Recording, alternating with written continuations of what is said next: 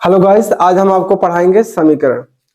देखिए भैया, समीकरण सीखने से पहले हम ये जानेंगे कि समीकरण का चिन्ह। समीकरण मतलब होता है बराबर। समीकरण यह तभी माना जाएगा जब बराबर का चिन्ह लगा रहेगा। इसके साइड कुछ भी वैल्यू हो सकता है, बराबर जीरो भी हो सकता है या कुछ इसका मान भी हो सकता है, लेकिन लगा रहेगा। ऐसा गुणनखंड में नहीं होता है, गुणन खंड में नहीं होता है। अगर गुणनखंड रहेगा तो उसमें बराबर नहीं लिखा होता है। अगर वह हाँ, गुणनखंड का मान हम समीकरण के अकॉर्डिंग ऐड कर सकते हैं, लेकिन वह होता नहीं है। और समीकरण में बराबर जीरो लगा रहेगा, यह इस बात का प्रमाण है। ठीक है, हम आज सीखेंगे समीकरण। समीकरण में सबसे पहले हम ये चेक करेंगे चिन्ह। चिन्ह के बारे में जानेंगे। चिन्ह, जिसे चिन्ह आ जाएगा वह सवाल को बड़े आसानी से लगा सकता है। प्लस बराबर, माइनस बराबर, गुणा बराबर, भाग बराबर। यहाँ प्लस है तो प्लस के इस साइड है, यानी बराबर के उस साइड जा रहा है तो हमारा हो जाएगा माइनस। यदि माइनस रहेगा तो प्लस, और गुणा रहेगा तो भाग, और भाग रहेगा भाई तो गुणा, भाग रहेगा तो गुणा, गुणा होता है। क्या होता है हमारा? गुणा। बस इसी चिन्ह को आप याद रखिए, बाकी सारा सवाल आपका इधर से आ जाएगा। बताएंगे, आएगा जरूर आपको, ऐसा नहीं हो सकता कि नहीं आएगा। बस सिर्फ आप देखते रहेंगे। चलिए, एक सवाल हम आपको देकर चेक कर रहे हैं कि सवाल आपको समझ में आ रहा है कि नहीं। यक्स प्लस 7 बराबर 12। देखिए, और एक चीज और ध्यान देंगे। अब आप ए से लेकर जेड तक, का से लेकर यहाँ तक, दुनिया में ये सब अगर कहीं दिखाई दे रहा है तो इसको एक साइड माना जाता है। इसको एक साइड हमेशा लिखा जाएगा, चाहे कम रहेगा चाहे ज्यादा, इस बात पर डिपेंड नहीं करता है, ऐसे ही लिखा जाएगा। और यदि कोई संख्या रहेगा ए से लेकर जेड, ए से लेकर 100 तक, या इससे ज्यादा 1 करोड़ 2 करोड़ कुछ भी हो सकता है, आप लिख सकते हैं। ठीक है, आप देखेंगे। और एक चीज और भाई, अगर कम रहेगा तो कम वाला हमेशा किसके पास जाता है? ज्यादा वाले के पास जाता है। किसके पास जाएगा? ज्यादा के पास। तो यहाँ देखिए, यहाँ यक्स है और हमको कहीं यक्स दिखाई नहीं दे रहा है। और जब कहीं यक्स नहीं दिखाई दे रहा है, जाहिर सी बात है केवल हम यहाँ क्या लिख देंगे? यक्स। इसके सामने कौन सा चिन्ह? यहाँ ये भी संख्या और ये भी संख्या है, और ये कम है और ये क्या है भाई? ज्यादा है। क्या है? ज्यादा। तो अभी हम आपको बताए कम वाला ज्यादा के पास जाएगा। 7 किसके पास जाएगा? ज्यादा के पास। ज्यादा मतलब 12, 12 ज्यादा है किसी से? 7 से। इसके सामने कौन चिन्ह है? प्लस। इधर जाएगा तो क्या हो जाएगा हमारा? माइनस में। सबसे पहले बराबर, और 12 यहाँ प्लस है तो हो जाएगा हमारा माइनस। क्यों? क्योंकि अभी हम आपको यहाँ दिखा चुके हैं 7। तो यक्स बराबर 12 में से 7 निकाल देंगे, कितना आता है? घटा दीजिए, कितना आता है? 5 आता है। आप ठीक है, एक सवाल और हम देखेंगे आप ही के सामने। ये चिन्ह आप जरूर याद करें।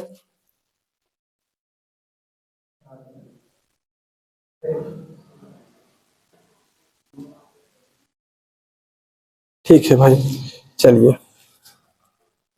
5x प्लस 20 यानी 20 बराबर 3x प्लस 40। अब क्या करेंगे? देखिए, यहां भी संख्या है, यहां भी संख्या, परंतु यहाँ यक्स है और यहाँ पर भी यक्स है। अब क्या करेंगे? ये 3x कम है और 5x ज्यादा है, यानी कि 3 किसके पास आएगा? 5 के पास आएगा। किसके पास आएगा? 5 के पास आएगा। तो हमारा हो जाएगा 5x। यहाँ कितना? अच्छा, एक चीज और, इसके सामने कौन सा चिन्ह है भाई? बराबर नहीं, इसके सामने कोई चिन्ह नहीं दिखाई दे रहा है, इसका मतलब ये प्लस का चिन्ह। और जब प्लस का है तो इस साइड आएगा हमारा, क्या हो जाता है? माइनस। इसको इस तरफ लाएंगे, क्या हो जाएगा? माइनस। तो माइनस 3x बराबर है तो बराबर लगाएंगे। अब क्या है? 20 कम है किससे? 40 से। 20 कम है किससे? 40 से। तो इसको इस पार लाए, नदी के इस पार, नदी है आपका एक तरीके का। तो कितना हो जाएगा? 40 -20। अब घटा दीजिए, 5 में से 3 निकालेंगे, कितना बचेगा? 2x बराबर है तो बराबर लगाइए। अब क्या करेंगे, 40 में से 20 निकाल देंगे, कितना बचेगा? 20। अब एक चीज और ध्यान देंगे, सबसे इंपॉर्टेंट बात भाई, यहाँ पर क्या है? गुणा है। इसके बीच में क्या होता है? गुणा। आप देखे होंगे, आपको सर ने पढ़ाया होगा, इसके बीच में जब कुछ नहीं लिखा रहता है, यानी इसके बीच में क्या है? जैसे ए बी सी, अब इन तीनों के बीच में क्या है? गुणा, यानी ए गुणे बी गुणे सी। ये गुणा दिखता नहीं है लेकिन होता जरूर है। अब इसके बीच में क्या है? गुणा, तो यक्स बराबर है, इसके बीच में गुणा है तो गुणा रहता है, क्या हो जाता है? भाग, यानी 20/2। 2 से क्या करेंगे हम? डिवाइड कर देंगे, तो यक्स बराबर 2 से डिवाइड करेंगे यानी 2 से भाग देंगे, कितना आ जाएगा हमारा? 2 का 2 2 दहामा 20, यानी कितना आ जाएगा? 10। वही बात हम कैसे जान पाएंगे कि हमारा आंसर सही है? देखिए यहाँ पर हम चेक करके आपको बता दे रहे हैं कि हमारा आंसर सही कैसे है। इसको आप देख रहे हैं, इसको लिख लीजिएगा, इसको हम इरेज कर दे रहे हैं, आप भाई देख लीजिएगा। देखिए कि इसको हम सवाल लगाकर आपको बता दे रहे हैं।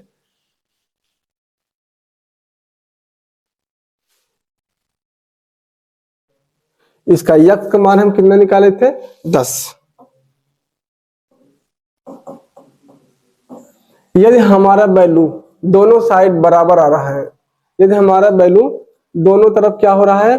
बराबर आ रहा है, तो हमारा आंसर सही है जो निकाले हैं। अगर ऐसा नहीं आ रहा है, इसका मतलब आंसर हमारा क्या है? गलत है, यही माना जाता है, यही इसका रूल भी है। ठीक है, अब इसके बीच में भी हम आपको बताएं क्या है? गुणा। तो 5 गुणे यक्स का मान कितना निकाले हैं? 10। यहाँ प्लस है तो प्लस लगाओ, 20 बराबर बराबर बराबर कितना लिखेंगे? 3 गुणे यक्स का मान कितना है? 10, तो 10 प्लस 40। अब क्या करेंगे? गुणा कर दीजिए, बस इतना सही करना है आपको, बहुत ज्यादा कुछ नहीं करना है, सिर्फ गुणा करना है। 10 पचे 50, यानी 5 दहा में 50 है, 50 आ गया, प्लस यहाँ 20 है तो 20 लिखिए, बराबर। अब 3 का गुणा 10 के 3 दहा में 30, प्लस कितना है भाई? 40। 50 और 20 कितना होता है? 70, बराबर 30 और 40 कितना होता है? 70। अब दोनों साइड आप आप देख रहे होंगे, दोनों साइड क्या आ रहा है? हमारे दोनों तरफ वैल्यू बराबर है, यानी 70 आ रहा है। तब ये आंसर हमारा क्या है? यानी यक्स का मान हम क्या है? सही निकाले हैं। ठीक है।